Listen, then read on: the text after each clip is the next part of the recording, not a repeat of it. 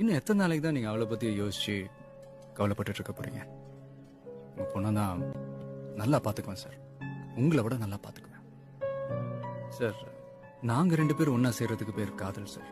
ஆனா கல்யாணம்ன்றது நம்ம 2 குடும்பமும் ஒன்னா சேர்றது சார்.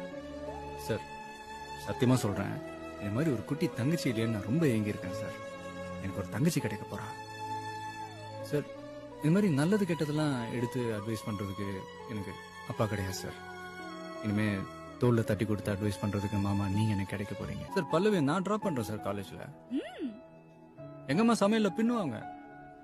சிக்கன் மட்டன்லாம் சமைக்கிறப்போ உங்களுக்கு கேரியர்ல தான் கொடுத்து விட சொல்றேன். என்ன சித்தி? இல்ல மித்ராக்கு அத்தனை எனக்கு சித்தி தானே. ஆனா மாமா இதெல்லாம் ஒரே வருஷம் தான்.